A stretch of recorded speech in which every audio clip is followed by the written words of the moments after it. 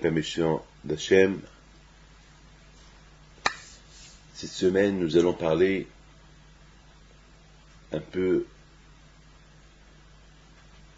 des événements qui se sont passés auparavant et qu'il y a beaucoup des leçons à tirer de ces événements.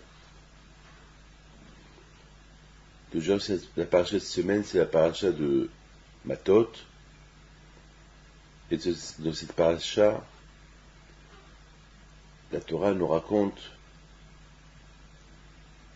la guerre que les bénis Israël ont fait avec Midian avant qu'ils soient entrés en Israël, dans la terre d'Israël. Et la raison de cette guerre, c'est parce que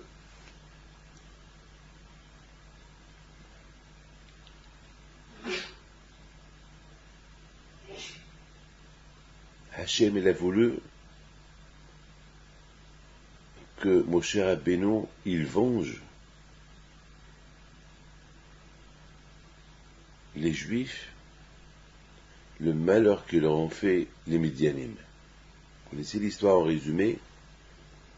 Donc, ces Juifs, ils étaient, les Israéliens, les Juifs de l'époque, ils étaient en train de se préparer pour entrer en Israël après la guerre qu'ils ont fait contre Sihon et Og, les deux géants de l'époque, et ils ont gagné les guerres. Maintenant, ils étaient en voie de préparation pour rentrer en Israël. Et les Moavim, ils avaient peur des Juifs. Alors, qu'est-ce qu'ils ont fait? Ils se sont associés avec les Midianim. Ils ont provoqué ensemble de faire fauter les Juifs. Comment? Ils ont mis des femmes, ils ont envoyé des femmes pour vendre du tissu pour faire le talit. Et ces femmes, elles étaient mal habillées et ils ont séduit les Juifs à fauter avec eux. Et Hachem s'est énervé parce que Hachem n'a pas admis qu'une chose pareille n'aurait pu il pourrait faire une chose pareille. Quand même, après 40 ans de préparation, il ne devait pas tomber dans ce piège des femmes. Et la Torah nous raconte que non seulement les jeunes, ils ont fauté, même les grands de la génération ont fauté, comme Zimri. Zimri, c'était le chef de la tribu de Shimon, parmi les 4 chefs de la tribu de Shimon. C'était une famille extraordinaire. Il était même dans le Beit Din de Moshe Rabbeinu. C'est-à-dire, il faisait partie de la cour juridique de Moshe Rabbeinu. Vous imaginez c'est quoi, à quel niveau il était? C'est inimaginable. Et il a fauté avec la fille du roi de Midian.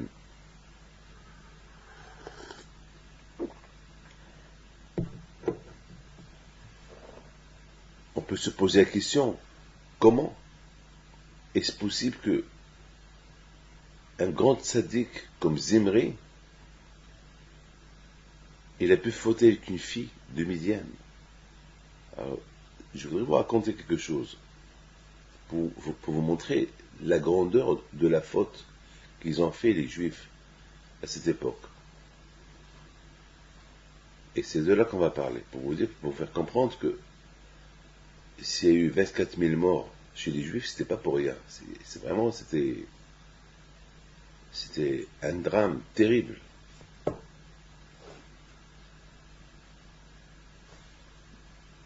Nous sages nous racontent c'est rapporté dans Me'am Lo'ez que lorsque les Juifs ils ont fauté avec les filles de Midian, Akadosh Baruch Hu, il a dit à Moshe Rabbeinu, tu punis tous ceux qui ont fauté.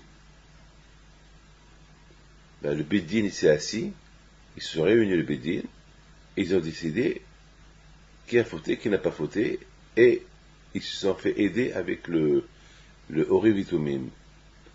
Oré Vitumim, c'est c'est quelque chose qui portait le Kohen Gadol, qui brillait.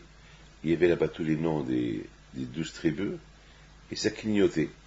Alors, celui qui a fauté, les jeux passaient devant le Kohen Gadol, et alors ça clignote, oh, il a fauté.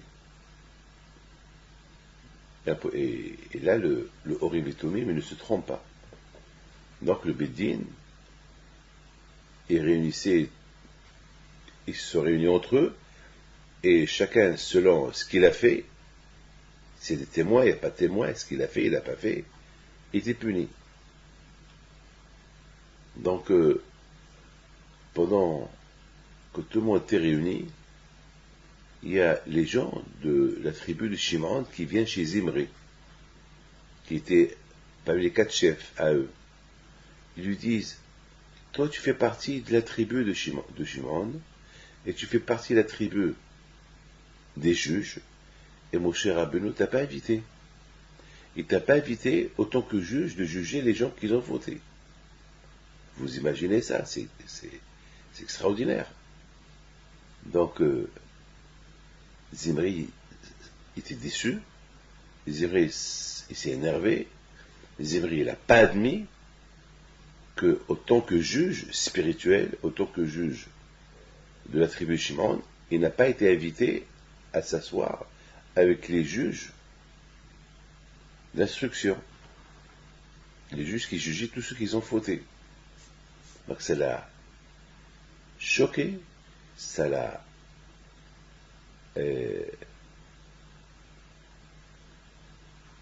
trop vexé, et puis qu'est-ce qu'il fait? Eh bien, il fait le contraire.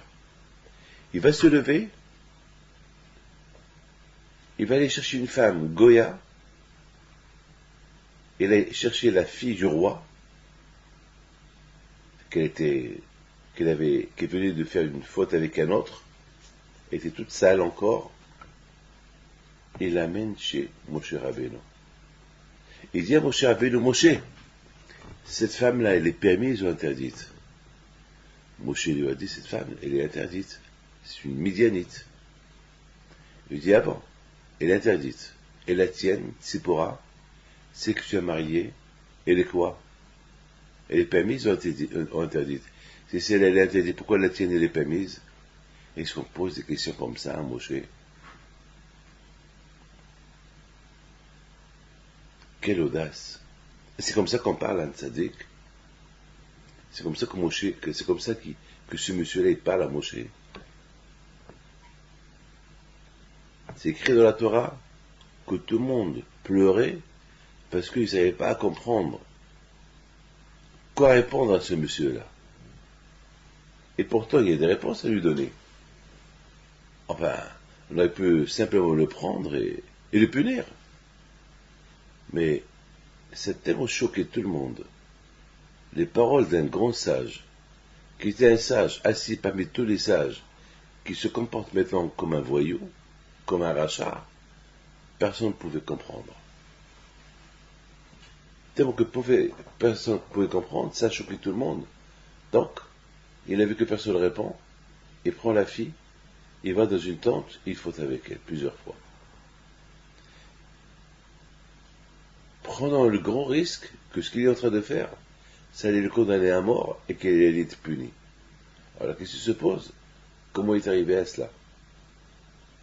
Nous avons un peu répondre que c'est ce qui se passe, malheureusement, lorsqu'il y a la colère. Lorsqu'il y a la colère, lorsqu'il y a la jalousie, la personne elle est avec. Beaucoup de fois, par exemple, il y a un couple, j'ai essayé de leur faire la paix. Ils ont fait la paix. Parce que toujours le mari s'énerve.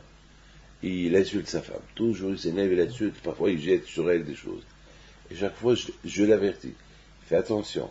J'ai donné des avertissements non-stop.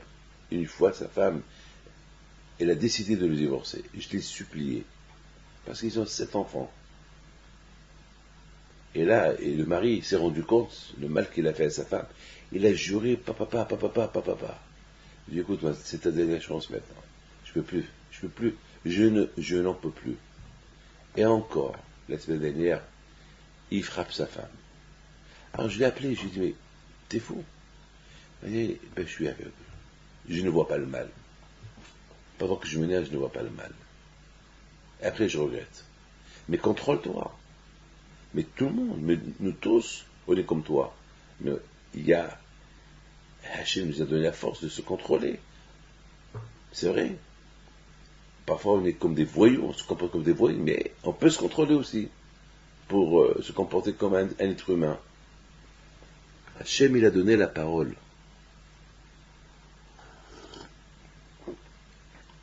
Hachem, il a donné l'usage de la parole.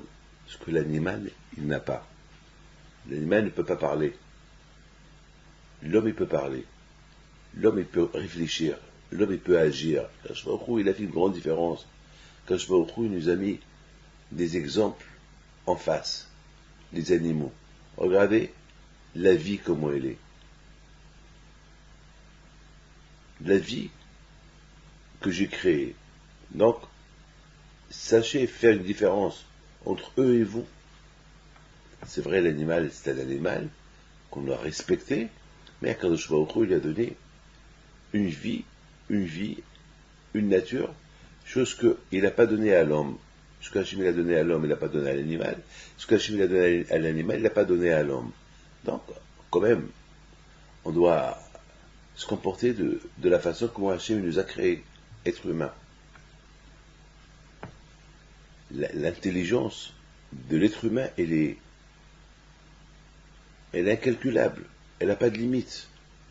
Alors que l'animal, sa chokhma, son intelligence, elle est limitée. Il est limité uniquement sur certaines choses. Alors que la chokhma de l'être humain, elle est illimitée. Elle est illimitée. Vous pouvez trouver un monsieur qui est dentiste, l'autre il est psychiatre, l'autre il est chirurgien, l'autre il est avocat, l'autre il est ceci, l'autre il est ceci. Toutes choses. Et on peut trouver des êtres humains qui ont tout, comme un Rambam. Un Rambam était avocat, était chirurgien, était dentiste, était docteur, était rabbin, était tzaddik, était tout. Il était prophète, il était Mekoubal, il était tout. Le Rambam. Il y a. Alors, quand je vois qu'il a créé l'être humain avec une intelligence inimaginable, pour savoir faire la différence, pour savoir se contrôler. Eh bien voilà, Rabotaï, la faute de Zimri. La faute de Zimri, elle est basée sur deux choses. La première chose, il n'a pas admis qu'on ne l'a pas appelé, il n'a pas admis qu'on ne l'a pas invité à juger ce qu'ils ont fauté, et parce qu'il n'a pas admis qu'il n'a pas été invité à juger ce qu'ils ont fauté, alors lui, il s'est comporté le contraire. Il s'est comporté comme un rachat.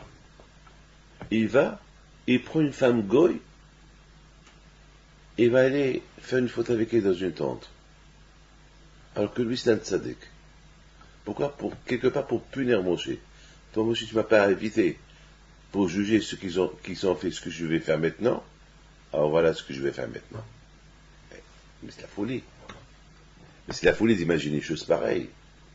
Eh bien justement, la bataille, c'est ça, lorsqu'un homme, il est plein d'orgueil, il est aveuglé. Lorsqu'un homme, il est plein, il cherche la gloire, on ne lui donne pas, il est aveugle, il peut faire n'importe quoi pour se venger de ceux qui n'ont pas donné ce qu'il méritait.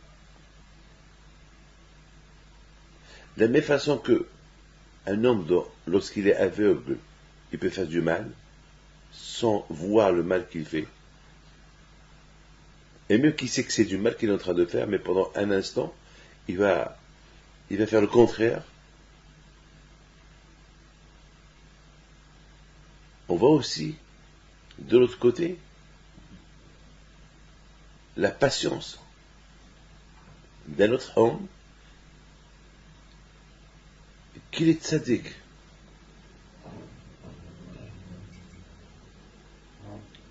qui voit le mal, il ne le fait pas. Regardez mes amis, c'est écrit dans la Torah que parmi tous ceux qui étaient assis autour de Moshe Rabbeinu, qui étaient en train de juger tous ceux qui ont fait la faute, il y avait un, lorsque Zimri s'est levé et il a voulu quelque part il a voulu contester le fait qu'il n'a pas été invité pour juger ceux qui ont fauté, il se lève, il prend tout son temps, il se lève, il sort, il cherche une femme, il la porte, il la traîne devant Moshe Rabbeinu, il dit à Moshe Rabbeinu, cette femme-là, qu'elle est midianite, elle est permise ou interdite. Et Moshe Rabbeinu lui dit, elle est interdite. Il lui dit, si elle est interdite, pourquoi toi tu t'es marié avec une Tsipora qui est d'origine de Midian? Et Moshe Rabbeinu était choqué, il ne pouvait plus répondre. Tous ceux qui étaient autour de lui, ils ne pouvaient plus répondre, ils étaient choqués. Il y a un qui n'était pas choqué de ces discussions, Pinhas. Pinhas, il ne pouvait pas admettre, il ne pouvait pas supporter cette discussion inutile. Il se lève, il va dans la tente où il y avait Zimri avec la Goya, il les punit les deux. Après il sort,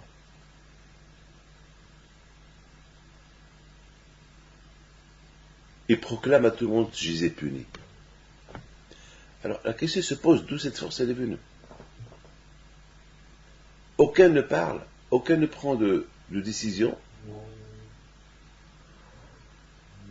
aucun ne sait quoi faire contre ce monsieur-là qui est en train de fauter, mais il y a un qui prend la décision, il y a un qui prend l'initiative, il sort, il punit, Pinhas. D'où Pinhas, il a eu cette force. Si tout le monde se tait, lui aussi il devait se taire. Si Moshe Rabbeinu ne réagit pas, il ne parle pas, il est choqué des paroles de ce Racha-là. Alors comment Pinhas il a pu avoir cette force de se lever et de faire ce geste-là? Et vous savez, pendant ce moment-là, il y avait l'épidémie. Il y avait une épidémie qui a commencé à se propager dans le camp juif. Il y a 24 000 morts, des gens punis à cause de cette affaire-là de Midian, des femmes. Eh bien, il faut savoir une chose. La crainte de Dieu, elle n'a pas de limite. Il y a ceux qui sont tout le temps, ils prévoient, écoutez bien ce que je vais vous dire, beaucoup de fois on peut croire qu'on aime notre femme, beaucoup de fois on croit qu'on aime Hachem, beaucoup de fois on croit qu'on aime la Torah, et un jour on peut réaliser qu'il y a quelque chose qui manque. Vous savez mes amis, la vie elle est pleine de tests. Une fois je me suis posé la question, pourquoi la vie elle est pleine de tests? Eh bien il faut savoir une chose, que beaucoup de fois on croit qu'on aime Dieu. Et quand je crois de temps en temps, il nous fait passer un test pour voir si vraiment on croit en lui, ou parfois est-ce qu'on vraiment on l'aime ou pas. Vous savez, les enfants à l'école, aujourd'hui c'est la période des bacs, et du brevet, etc., etc.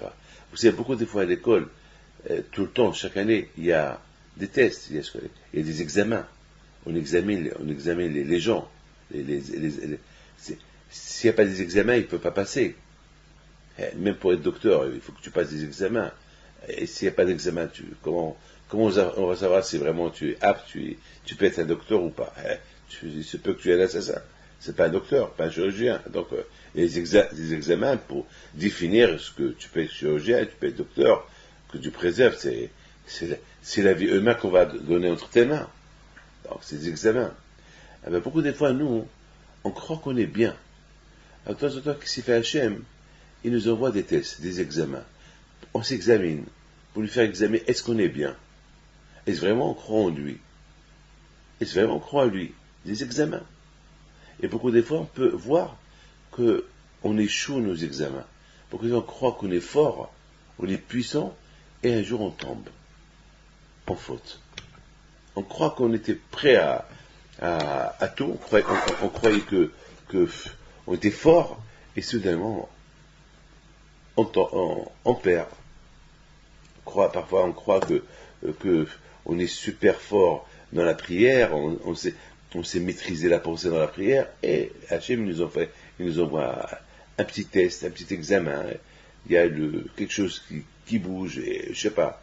Et c'est à nous de réagir. Est-ce que on continue la concentration de la prière, ou la pensée elle va ailleurs? On subit des examens. Regardez ce Zimri là. Ce Zimri là, il a subi un examen. Il était assis avec la cour des juges autour de Moshe Rabbeinu. On croyait qu'il était un tzaddik comme eux. Il était parmi 4 chefs de la tribu de Shimon. Et voilà, il a subi un examen de kavod, un examen de gloire. Est-ce que, parce qu'on ne lui a pas fait assez de kavod, est-ce qu'il va surmonter, il va dire, puisqu'on ne m'a pas invité, alors c'est pas grave, ou bien ça va l'énerver, il va, au pire des cas, il va dire à Moshe Rabbeinu, bon, je ne veux plus faire partie de votre cour, parce que à quoi ça sert que je suis parti de votre cour, et que lorsqu'il y a des réunions pour juger des gens, vous ne m'invitez pas, alors je suis un juge, pourquoi? Un juge en papier ou quoi? Et on peut faire comme ça et partir gentiment, tranquillement, et c'est tout. Non, lui qui s'est fait, il veut insulter la cour de Torah. Il veut insulter les jugements de la Torah. Qui s'y fait? Il apporte une goya. C'est-à-dire que maintenant il a montré à tout le monde, il a montré que pendant ce test qu'il a subi, est-ce qu'il allait le surmonter? Il a montré qu'il n'a pas surmonté. Il a montré que non. Dans la Torah on dit, à Torah mivia edema, c'est que la Torah, elle pousse, c'est censé que l'homme, à travers la Torah, il doit arriver à une action. C'est par exemple, on lit, il faut faire Shabbat, alors il faut arriver à faire Shabbat. C'est pas ça, la Torah te parle de Mesit Filin, alors il faut arriver à Mesit Filin. C'est pas que tu étudies la Torah et tu ne fais pas ce que la Torah elle te dit. Quand quelqu'un qui lit avant le mariage les lois de Nida, c'est pas que pour le mariage les lois de Nida, malheureusement. Il y a beaucoup de femmes qui croient que les lois de Nida, c'est que pendant la période du mariage, et ils vont au mikvé, et après, ça y est, ils vont plus au mikvé. Et c'est de la folie. Mais les lois qu'ils lisent de Nida pour aller au mikvé, c'est pas rien que pendant la période qui vont se marier, c'est pour toute la vie. Et j'en suis 100% sûr que la femme qui les ancienne, elle leur dit, mais eux, ils respectent il faut même une fête. Il y a une grande fête qui se fait la veille du mariage, lorsque la femme elle va au mikvé. Il faut une fête, il faut des dragées, ils distribuent des gâteaux, etc. Aujourd'hui, elle se fait en pompe aujourd'hui. La femme qui va au mikvé, avant de se marier, elle fait bon, il lui manque je sais pas quoi. Et après ce jour-là, c'est fini. Il ne va plus. Mais c'est péché. La Torah, c'est à vie. La Torah, c'est pas une fois tu fais, une fois tu fais pas. Tu fais les lois quand ça te plaît. Non. La Torah, elle doit te pousser, tu dois te forcer à ce que la Torah, elle t'aide et tu l'aides à se faire tous les deux ensemble. C'est ça la Torah. C'est ça la Torah. Donc Zimri, tu es juge, tu fais partie des quatre juges, des 4 plus grandes familles renommées de la tribu de Shimon, très bien.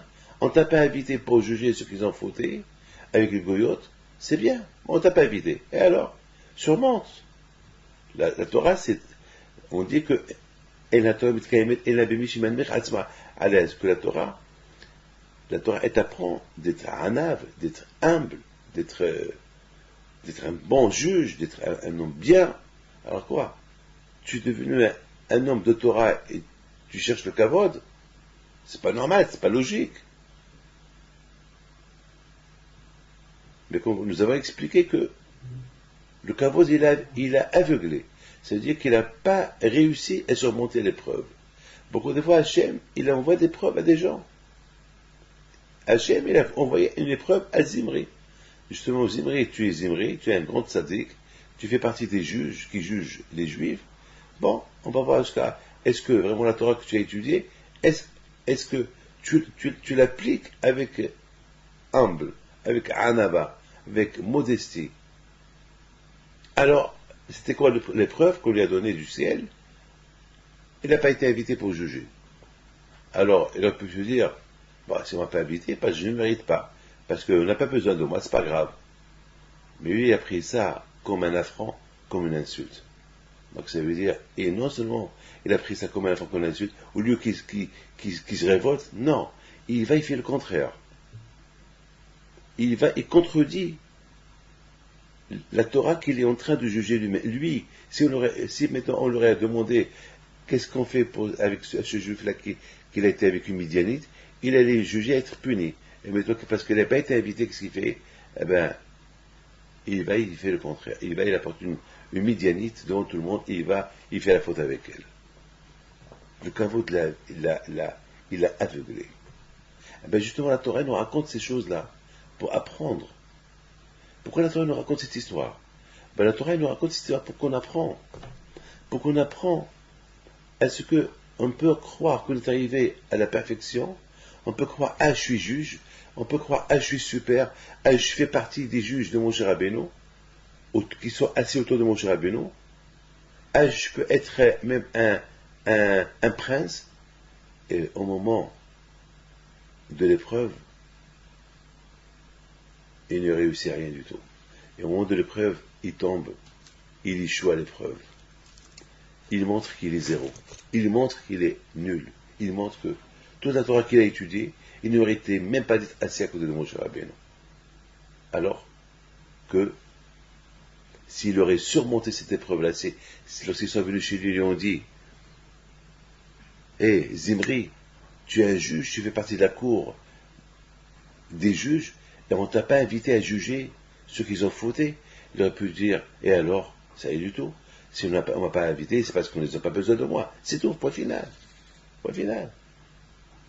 Il a dit, mais c'est rien du tout, alors. Là, il aurait montré qu'il est parfait. Il pouvait montrer là que la Torah, la Torah, elle t'apprend à être humble. C'est pas la Torah, on n'utilise pas la Torah pour devenir, pour subir la gloire. La Torah, c'est la Torah. La Torah, c'est la Torah mitkayim, que celui qui veut réussir avec la Torah, il faut qu'il soit humble. La Torah, c'est pas de l'orgueil. La Torah, la Torah, elle t'apprend à se contrôler, à te contrôler. Là, il a montré qu'il ne s'est pas contrôlé. Là, il a montré que toute la Torah qu'il a étudiée, uniquement, c'est pour la face. Pour se faire montrer. Regardez-moi, je suis super, je suis juge, je suis rabbin, je suis ça. Quand quelqu'un qui est riche, il montre à tout le monde, voilà ce que je peux faire avec l'argent. Tu es riche, le bon Dieu t'a privilégié d'être plus riche que les autres. Alors, reste calme. C'est pas la peine de montrer à tout le monde ce que tu es. C'est pas la peine.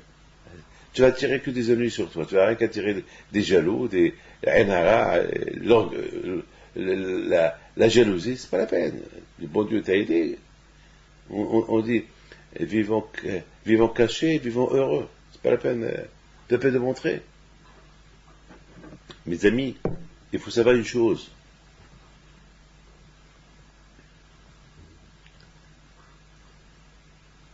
Au même moment, on voit un monsieur qui s'appelle Pinhas. A priori, on aurait pu dire que Pinhas aussi c'est un Baal Gava, c'est un orgueilleux. Il se lève. Zimri, il se lève pour fauter, auquel pouvait le punir parce qu'il était choqué de tout ce qu'il a fait. Et de l'autre côté, qu'est-ce qu'on voit? Un autre monsieur qui se lève, il prend une lance dans ses mains. Et ce monsieur-là, on aurait pu lui dire, mais de quoi tu te mêles? Pourquoi tu te lèves? Tu te lèves, mais qui es-tu? Tu es un monsieur parmi les messieurs. Tu n'es même pas un juge, tu n'es même pas... Tu n'es rien. Et ils ont même... on aurait pu me lui dire, mais toi, tu vois rien du tout, toi. De quoi tu te mets, tu te lèves pourquoi tu ne laisses pas les autres juger le juge? Mais qui es-tu toi pour se lever et aller punir Zimri et la femme avec qui elle est? Mais qui es-tu? On aurait pu croire que lui aussi il fait ça par orgueil. Tiens, choufouni yannesh, comme on dit en arabe, regardez-moi, moi aussi je veux faire. Non, la Torah, elle témoigne de la parashat Pinhas. Pinhas ben el-Azar ben Aaron, Akadosh Baruch Hu dit Moshe Rabbeinu, dire à tout le monde, dit aux Juifs, que Pinhas, la façon qu'il s'est levé pour punir ces deux personnes qu'ils ont fauté, il a fait les Shem Shamaim. Il a fait sur aucune idée pour avoir de la gloire, le kavod. Il a fait ça uniquement pour moi, pour me venger. Il y a beaucoup de gens qui font des choses pour qu'on parle d'eux, pour qu'ils rentrent dans l'histoire, pour que les médias parlent d'eux. Pinhas, lorsqu'il a fait l'action qu'il a fait,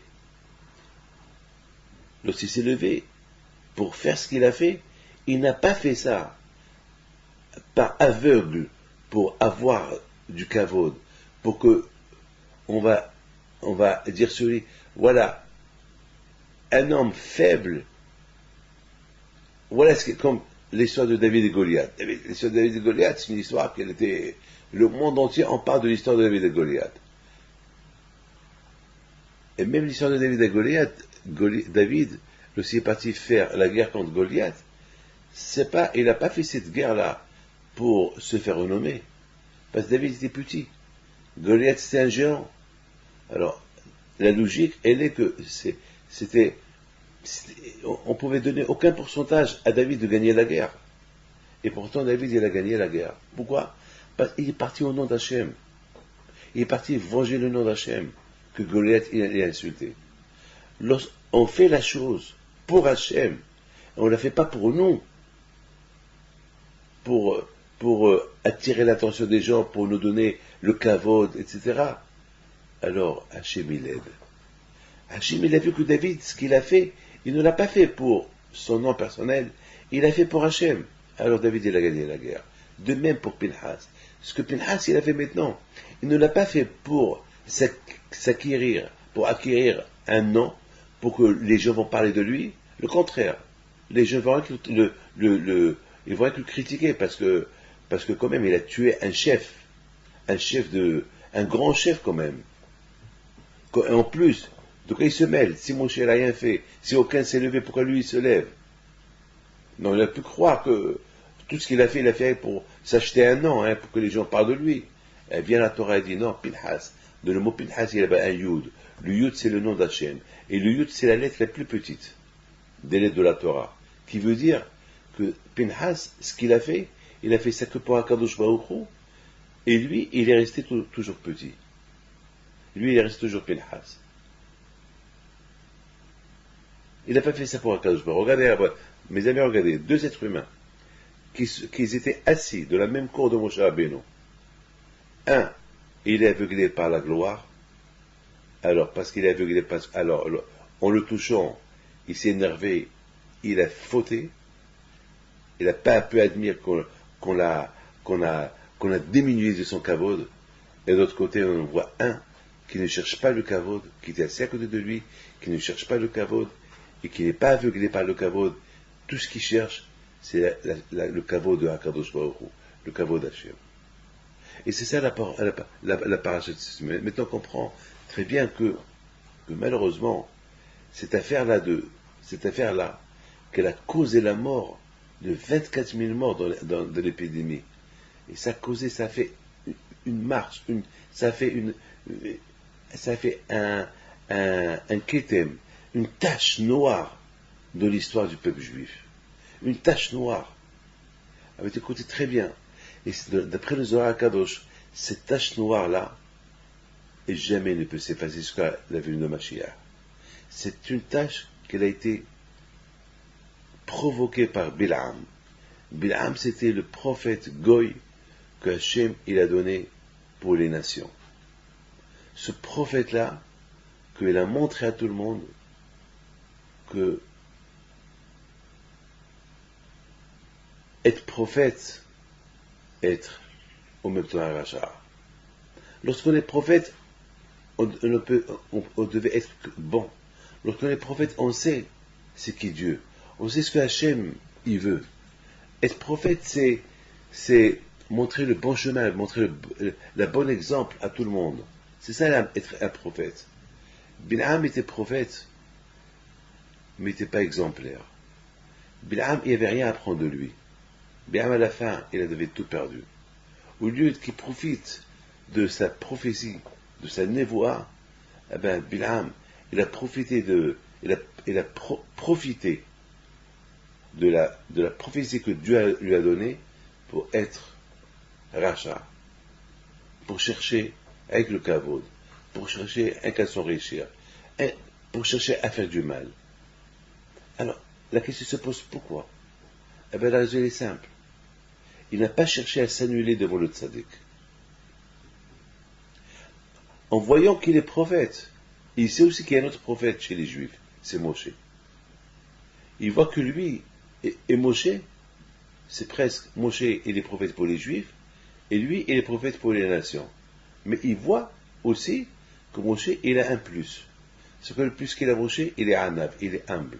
Il sait que ce don d'être prophète que Dieu lui a donné, c'est pour le bien du peuple. Au lieu que Bil'am, il fait de même, il fait pareil. Alors je vais aller chez Moshe apprendre comment être un bon prophète pour les nations. Ben lui, il n'a pas voulu. Il a dit non, je ne veux pas m'amener devant lui. Alors nous, Rabotai, qu'est-ce qu'on apprend de là? On apprend deux choses. Primo, un prophète, il parle beaucoup. Un prophète, il dit ce qu'il voit. Moshe Rabbeinu, sa force était avec sa bouche.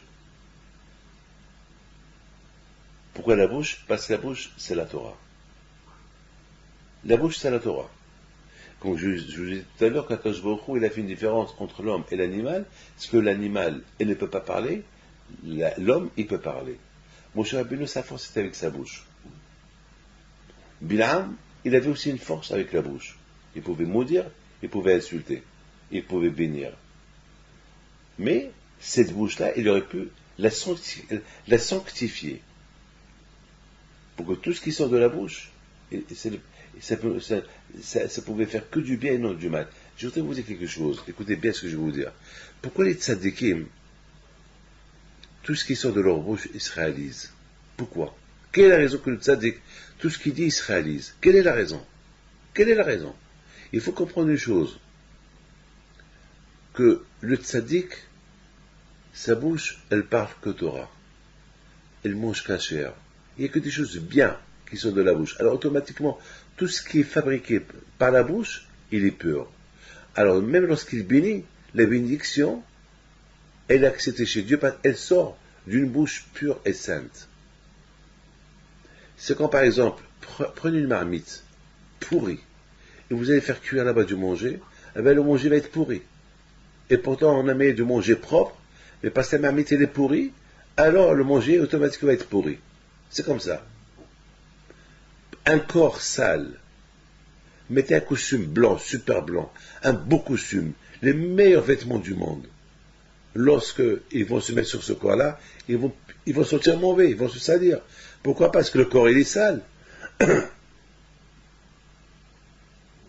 Alors pour que ces vêtements-là ils vont aller sur le corps de ce monsieur-là, il faut qu'il soit propre, il faut qu'il se lave, il faut qu'il enlève toute cette saleté. Une femme qui ne va pas au mikvé, même si elle est seule avec toute l'eau du monde, elle reste toujours impure.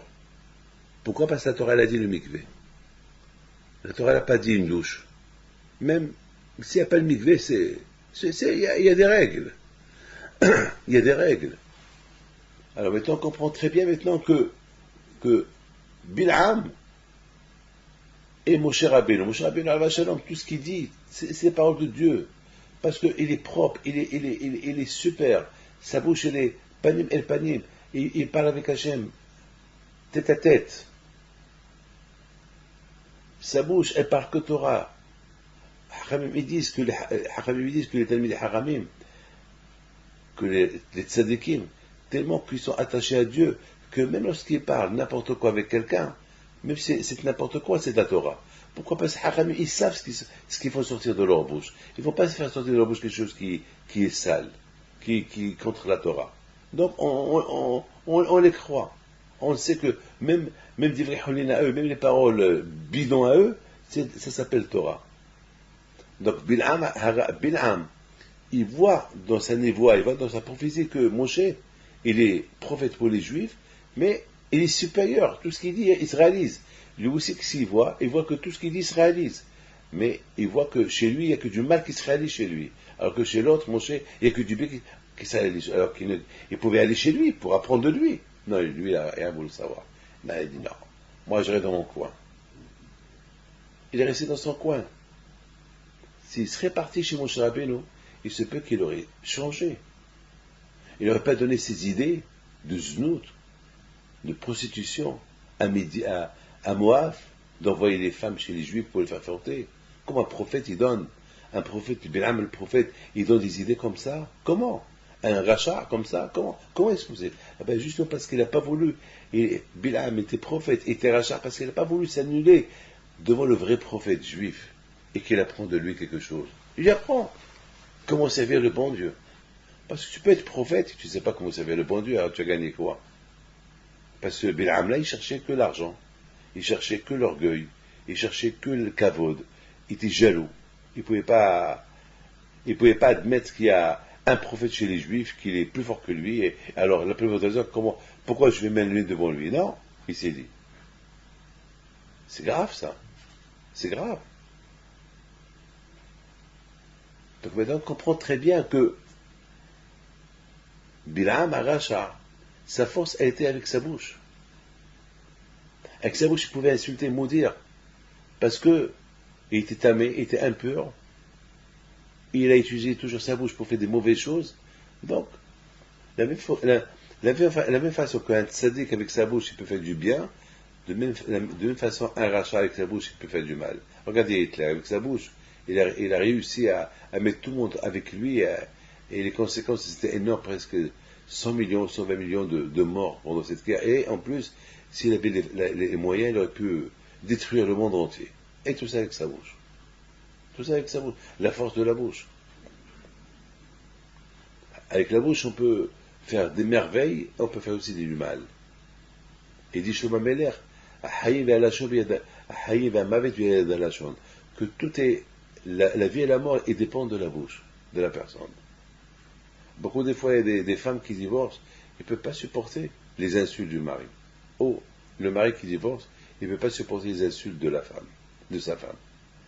Et une fois, il y a un homme, il m'a dit, je préfère qu'elle me tue, et l'enfiler avec moi, que de me tuer chaque jour. Et or, beaucoup de fois aussi, j'ai entendu des femmes qui disent pareil. Je préfère qu'il me tue une fois pour toutes, et qu'il me tue chaque jour avec ses insultes, avec sa bouche. C'est vrai, la parole, c'est dur. Non, avec la parole, des bonnes paroles, il y a des bonnes paroles et des mauvaises paroles. Donc c'est extraordinaire, c'est extraordinaire, c'est extraordinaire. Ce Bilam, il a réussi à faire du mal avec sa bouche. Il a donné un conseil de znout, un conseil de prostitution. Il a dit au roi de Moab, Balak, les Juifs, ils sont saints. Et leur sainteté, c'est la cellule familiale. Ils vivent en famille. Ils vivent dans la pudeur. Ils vivent dans la sainteté. Parce qu'Hachem, il est avec eux lorsqu'ils sont saints. Lorsque chacun il vit avec sa femme. La femme, elle est pure, elle est tsniout. S'ils ont réussi à ce que chaque famille, ils sont ensemble, il n'y a pas de mélange de leur famille, c'est parce qu'ils font attention à la cellule familiale, à la kedusha de la famille. D'ailleurs, c'est grâce à ça que les Juifs, ils ont été libérés de l'Égypte.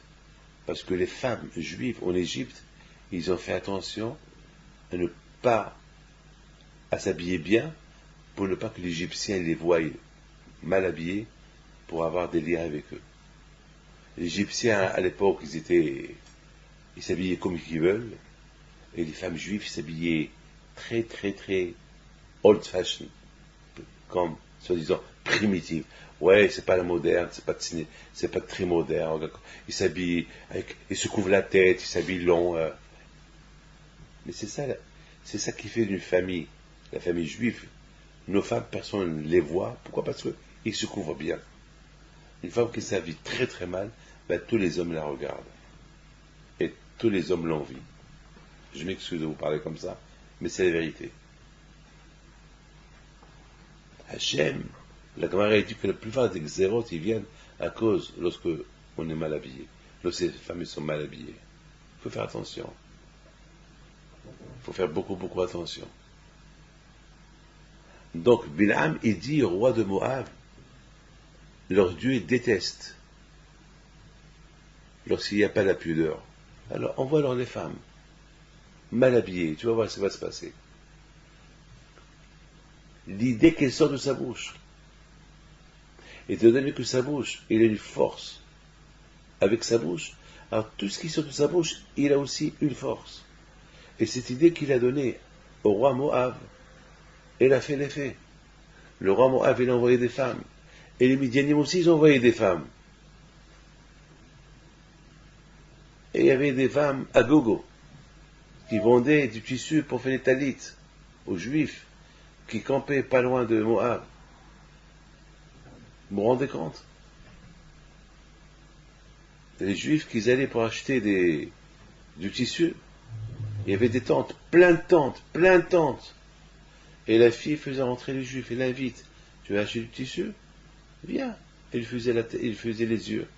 Et les Juifs voient là, cette belle femme devant lui, cette femme que jusqu'à maintenant, ils voyaient que leur femme.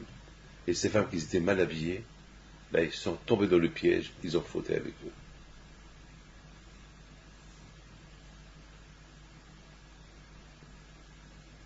Mes amis, les tentations, elles sont graves.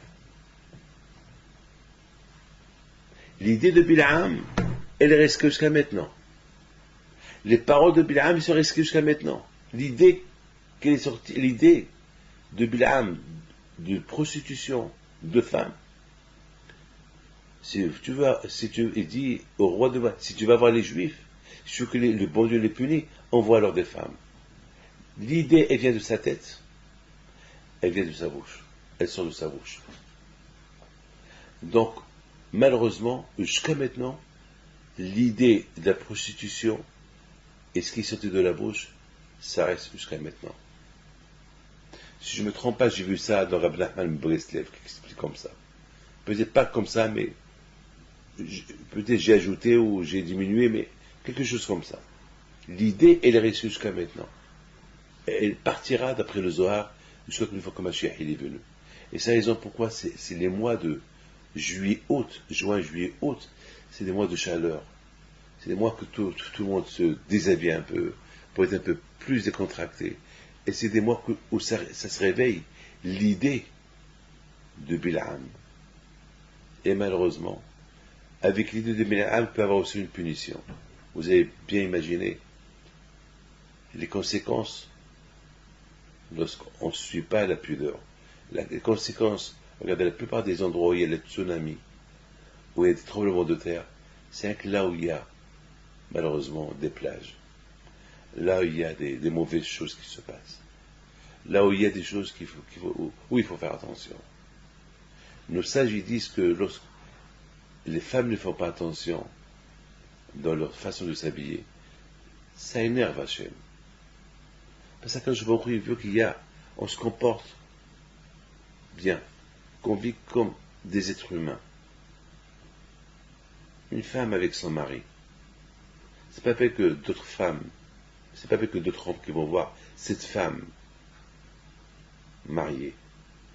Chaque femme elle doit garder sa façon de son cavote pour son mari, pour sa famille. Je m'excuse, je vous parle comme ça, je vous parle que beaucoup de fois aujourd'hui dans les synagogues, il y a un mariage, je rentre pour assister au mariage, je sors. Ben, j'admets pas comment la Kala elle est habillée, et devant le rabbin, et devant le Sefer Torah. Il n'y a pas un peu de respect quand même. C'est la synagogue. Quand même, c'est la synagogue. Et beaucoup de fois. Et après, on s'énerve sur moi pourquoi je viens pas. Beaucoup de fois, je rentre à la synagogue, je vois les femmes de l'autre côté mal habillées, je comprends pas. Et ce genre de vêtements qui s'habillent comme ça, à la salle s'ils veulent, même à la salle c'est péché. Mais moi, déjà à la synagogue, moi je ne vais pas de la synagogue. C'est pas normal. Après, je sors. Une fois, j'étais invité à un mariage, et j'arrive, je vois ce que je vois, et je sors. Je pouvais plus rentrer. C'est impossible. C'est impossible. Hein? Comment moi, David Pinto, on va prendre des photos de moi avec des femmes mal habillées, avec des dos nus, et c'est pas possible. Même, même, c'est des femmes qui viennent me voir pour des brachos qui s'habillent, et là, on va se voir. C'est pas possible. Il y a plus de respect. Je peux pas. Alors, beaucoup de fois, il y a des femmes qui rentrent chez moi, ils s'habillent, ils mettent la foulard, ils mettent des draps, ou ils mettent des blouses pour être correct devant moi. Et Hachem, nous sommes dans Hachem. Devant moi, oui, ils vont chercher à s'habiller correctement. Et devant Akadosh Baruch Hu à la synagogue. Quand même, c'est. Donc, l'idée de Bilham, elle se réveille tout le temps. L'idée de Bilham, elle est là. Donc, c'est un combat de tout le temps, jusqu'à ce que Mashiach va venir. La parole de Bilham, elle continue. Donc, c'est un combat contre cette parole-là. Qu'est-ce qu'il a dit Bilham? Que pour finir avec les Juifs, il faut leur envoyer des femmes pour que le beau Dieu se venge d'eux. Alors, à nous de faire attention. À nous de ne pas suivre cette parole-là. À nous de savoir que cette parole-là, elle existe encore. Utilisons cette parole-là comme une idée. Que le fait de ne pas faire ce qu'il fait Bilham, le fait de ne pas faire ce que Bilham il a dit, ça va renforcer le peuple juif. Dans la Emouna à Akadosh Baruch Hu. Mes amis, maintenant on comprend pourquoi Akadosh Baruch Hu, dans la paracha de Matot, il a voulu que Moshe Rabbeinu fait la guerre avant qu'il rentre en Israël. Il marque un point. Il fait la guerre contre les Midianim. Maintenant la question se pose, pourquoi Moshe Rabbeinu, alav shalom, c'est lui qui devait faire cette guerre. Et Hachem dit à Moshe Rabbeinu, une fois que tu fais cette guerre, tu vas mourir. Et c'est ce qu'il a fait. Au départ, les Juifs, ils n'ont pas voulu qu'il fait la guerre. Parce qu'ils n'ont pas voulu qu'il meure. Mais Moshe Rabbeinu, alav shalom, il a dit, il faut la faire. Et ils ont fait cette guerre. Ils ont tué Bilham. Ils ont tué Balak. Dans cette guerre, ils ont tué tous les gens qui ont fait fauter les Juifs. Tous les Midianim. Mais la question se pose pourquoi Kachel a voulu de cette guerre. Et cette guerre, c'était Moshe Rabbeinu qui devait la faire. Et non seulement Moshe Rabbeinu il est parti à la guerre, même Pinchas, celui qui a arrêté l'épidémie, lui aussi il est parti à cette guerre. Et ils ont fait la guerre. Ils ont gagné la guerre. Et ils ont puni toutes les femmes qui ont fait les fautes avec les Juifs et qui ont causé la mort de 24 000 Juifs. Maintenant, la question se pose, pourquoi cette guerre? Pourquoi Hachem il ne punit pas avec un tremblement de terre et c'est tout? Pourquoi nous devons faire cette guerre? Pourquoi cette guerre-là, Moshe Rabbeinu devait la faire? Quelle est la raison? Eh bien, il faut écouter bien ce que je vais vous dire. Au départ, Hachem il dit à Moshe Rabbeinu, venge les 24 000 Juifs qui sont morts. Et Moshe Rabbeinu dit aux Juifs, venez, on va venger le nom de Dieu. Il a changé la parole de Dieu. Il n'a pas dit Moshe Rabbeinu aux Juifs, venez, on va venger les 24 000 Juifs qui sont morts. Moshe leur dit, on va venger le nom d'Hachem, le kavod d'Hachem. Pourquoi Moshe Rabbeinu, il a parlé comme ça? Alors, c'est pourquoi? Parce que Moshe Rabbeinu lui-même s'est posé la question, mais pourquoi quand il veut cette guerre? Et pourquoi il veut cette guerre-là? C'est vrai, ils nous ont fait fauter. Ils ont poussé les Juifs à fauter, les Midianim. Mais c'est alors quand Baruch Hu se venge d'eux, pourquoi nous, on doit se venger d'eux? Mais écoutez bien ce que je vais vous dire. Il faut savoir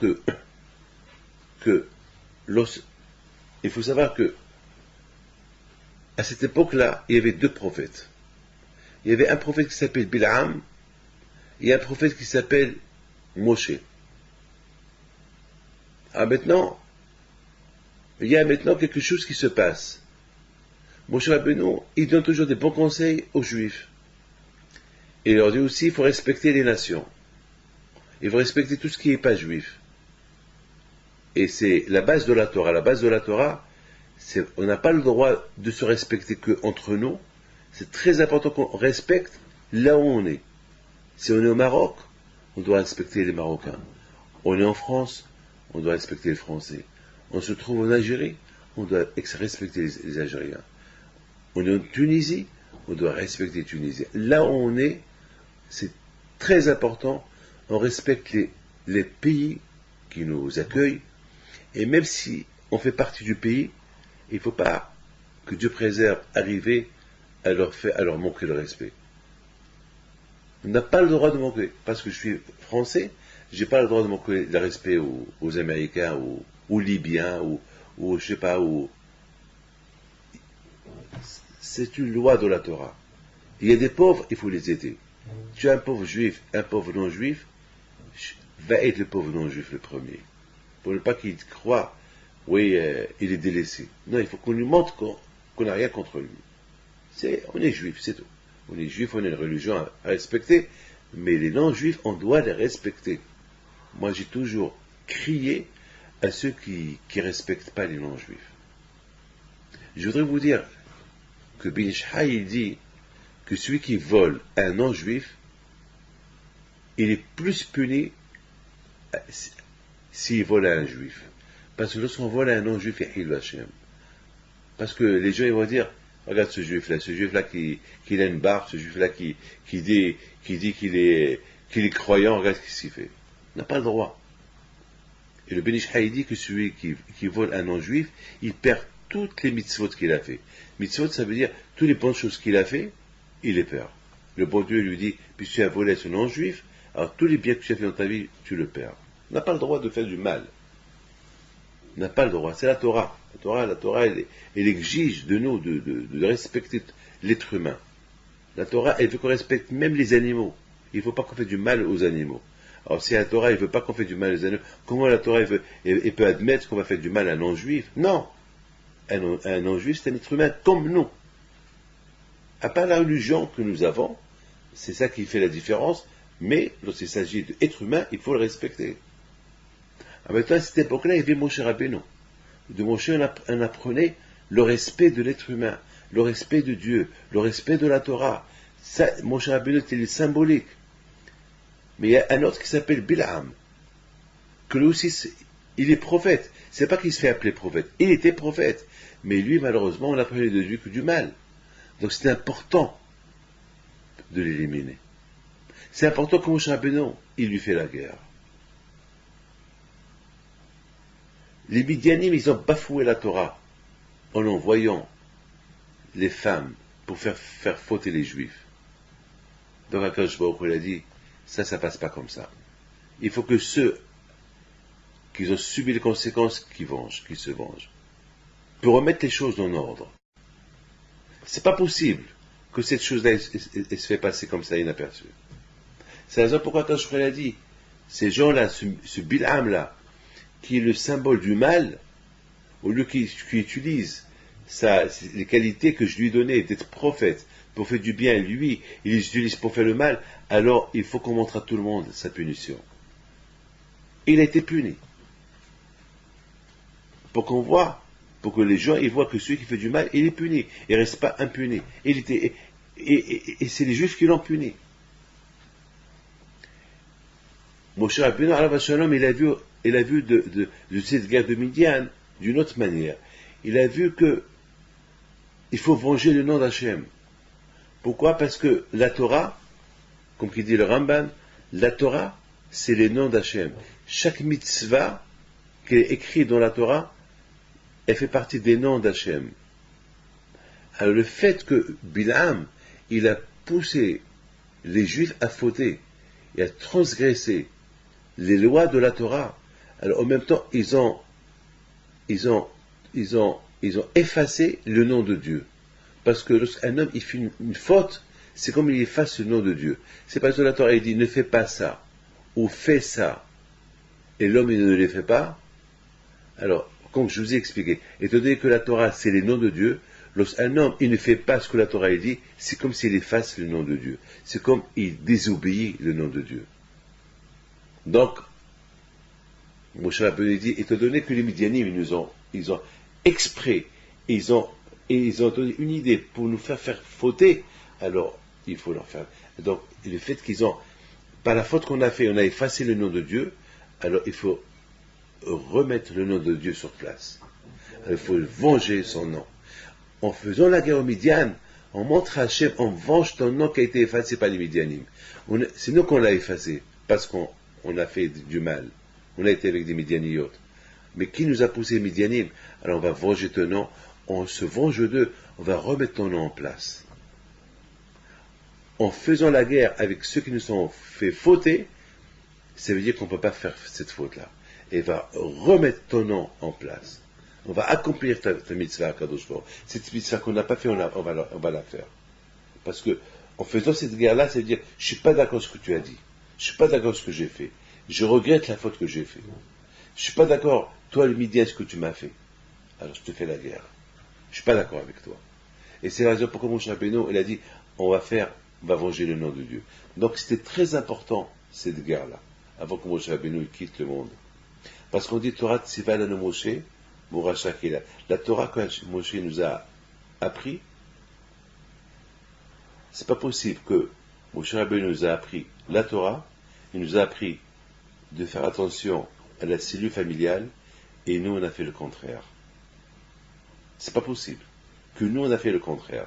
Moshe qui nous dit de faire ceci et cela, et nous on a fait le contraire. Moshe nous dit attention, ne pas y aller avec des femmes mauvaises, avec des femmes il ne faut pas subir des tentations qui sont pas permises par la Torah, et nous on l'a fait. Il fallait que Moshe Rabbeinu quitte ce monde-là lorsqu'on a réparé cette faute. Et pour réparer cette faute-là, c'est la guerre contre les Midianim. En faisant la guerre contre les Midianim, c'est comme une déclaration qu'on regrette la faute qu'on a fait avec eux et qu'on ne va plus refaire une autre faute comme celle-là. Donc on a restauré la Torah à sa place. C'est une réparation de la faute qu'on a faite. Mes amis, voilà la paracha de cette semaine de Matot. Et je t'aimais avec une histoire que vous allez beaucoup, beaucoup aimer. Il y avait une femme qui vient chez moi cette semaine. Elle me raconte, elle voulait une bracha, elle me raconte que sa fille,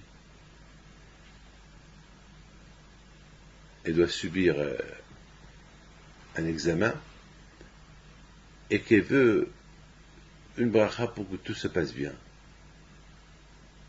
Elle me raconte que, elle me dit, Rabbi David, mon fils qui était paralysé, qu'il avait fait un accident de moto il y a quelque temps, et j'étais venu chez vous pour une bracha, grâce à Dieu, il marche. Je dis, c'est pas possible. Il m'a dit, oui, il marche. Vous savez très bien que lorsque quelqu'un il est paralysé, c'est paralysé à vie. Surtout le côté bas, il était mort. Je dis, c'est pas, j'ai cru, j'ai pas cru. Il m'a dit, vous vous rappelez de l'histoire? Je dis, je me rappelle. Je dis, je me rappelle très bien parce que j'ai même essayé de lui dire, lève-toi. Il m'a dit, vous vous rappelez? Je vous l'avais donné votre main et vous lui avez dit, non, levez-vous et bougez que du côté haut parce que le côté bas, il était paralysé. Et vous lui avez dit, allez bouger les pieds. Il n'arrivait même pas à bouger les pieds. Mais en sortant de chez vous, vous m'avez dit, de temps en temps, dites-lui, lève-toi. Ben, Rabbi David, pendant des mois et des mois, chaque jour, 2, 3, 4 fois par jour, je lui disais, mon fils, demande tes mains, lève-toi. Et chaque fois, il me regarde. Il essaie pour se lever, et il ne se lève pas. Et un jour, il me dit, mais maman, tu sais que je ne peux pas me lever. Et je lui dis, de toute façon, Rabbi David il m'a dit de te le dire. Alors je te le dis. Peut-être un jour, Dieu aura pitié de toi. J'étais tellement content d'entendre cette femme-là. Je dis alors, mais dit un jour, je lui dis, lève-toi mon fils, il s'est levé. Il a commencé à marcher. Alors je vous pose des questions à vous tous. Dans cette histoire-là, qui a fait le miracle, moi ou elle? Moi, j'ai rien fait. Moi, j'ai simplement donné une idée. Moi, je l'ai simplement rempli de Emouna, la foi en Dieu. Parce que Dieu peut tout faire. On demande à Dieu. Chez nous, ça n'existe pas l'impossible. Tout est possible. Tout est possible. Moi, j'ai simplement donné un conseil. Et cette femme-là, c'est elle qui l'a fait le miracle. Parce qu'elle a cru dans la parole que je lui ai dit. Je lui ai dit, de temps en temps, dis-lui, lève-toi. Donne-moi tes mains, lève-toi. Et bien sûr, elle, la pauvre, elle pensait à Dieu toujours. Toujours Dieu, je t'en prie. Et un jour, Dieu, elle a dit, ouais, cette femme-là, ça fait déjà quelque temps qu'elle prie, ça y est, on va accepter sa prière. C'est ça la prière. C'est ça la force de la bouche, la force de la prière. Cette prière qu'un jour, elle a fini par être acceptée par Dieu. Il ne faut jamais, jamais, jamais dire, ah, Dieu ne m'écoute pas. C'est pas vrai. Le fait que tu dis, Dieu ne m'écoute pas, ça prouve que tu ne crois pas en lui assez. Le contraire, si vraiment tu crois en lui, il ne fallait pas dire ça. Justement, c'est ça l'épreuve. L'épreuve, c'est lorsque on voit qu'il n'y a pas de solution et malgré tout, on continue à croire. Beaucoup de fois, on passe ces examens d'épreuve.